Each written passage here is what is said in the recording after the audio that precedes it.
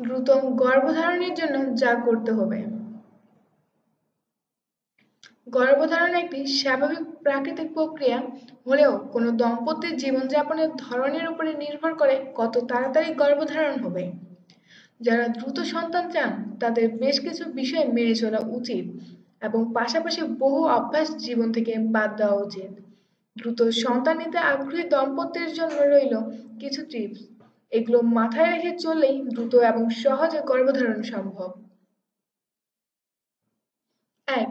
দ্রুত গর্ভধারণ করার প্রথম পদক্ষেপ চিকিৎসকের পরামর্শ নেওয়া।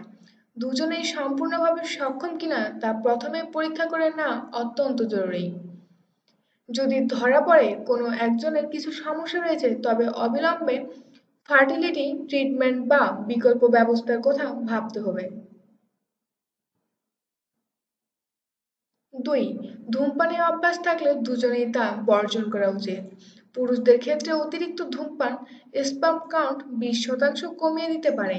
মহিলাদের ক্ষেত্রে ধূমপানের ফলে ইউটেরাসে ডিম্বাণুর গঠন প্রভাবিত হতে পারে। ৩. অতিরিক্ত কফি খাওয়া অভ্যাস থাকলে মহিলাদের তা বর্জন করা উচিত। দিনে 500 মিলিগ্রামের বেশি ক্যাফিন মহিলাদের শরীরে গেলে তা গর্ভধারণ ক্ষমতা হ্রাস করে। ৪.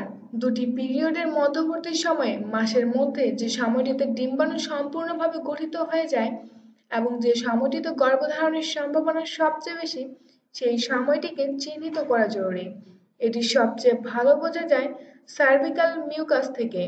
ডিম্বাণু গঠিত হয়ে গেলে যোনি থেকে সাদা এবং স্টিকি এক ধরনের মিউকাস ডিসচার্জ হয়। মাসের এই সময়টাই গর্ভধারণের পক্ষে আদর্শ। ৫. ডিম্বাণু গঠিত হয়ে গেলে বা ওভিউলেশন হয়ে গেলে তারপর থেকে পিরিয়ড শুরু হওয়া পর্যন্ত সময়টিতে নিয়মিত একাধিকবার সক্ষম করুন। পুরুষাঙ্গের পেনিট্রেশন যত তীব্র হবে ততই ভালো। ৬. যোনির ভিতরে বীর্যপাত হওয়ার পরে মহিলা দীর্ঘক্ষণ শুয়ে থাকুন। কোমরের নিচে একটি বালিশ রেখে শুলে আরও ভালো। যতটা সম্ভব সিমেন্টকে শরীরের ভিতরে থাকতে দিন এবং স্পিলিং যত কম হবে ততই ভালো। ৭. বেশ কিছু সেক্স পজিশন রয়েছে যেগুলোতে গর্ভধারণের সম্ভাবনা বেশি থাকে। এই বিষয়ে বিশদে জেনে ওই পজিশনগুলোতে সঙ্গম করুন। ৮. মহিলারা সঙ্গমের সময়ে যোনিতে কোনো লুব্রিক্যান্ট ব্যবহার করবেন না।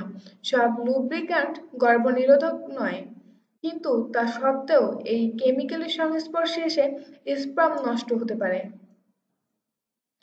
৯. ভিটামিনের অভাবে গর্ভধারণ ক্ষমতা কমে যেতে পারে। তাই গর্ভধারণ করার কথা ভাবলে চিকিৎসকের পরামর্শ মতো নিয়মিত ভিটামিন খেতে হবে। বিশেষ করে vitamin C, vitamin E, folic acid ইত্যাদি শরীরে যত বেশি থাকবে ততই ভালো।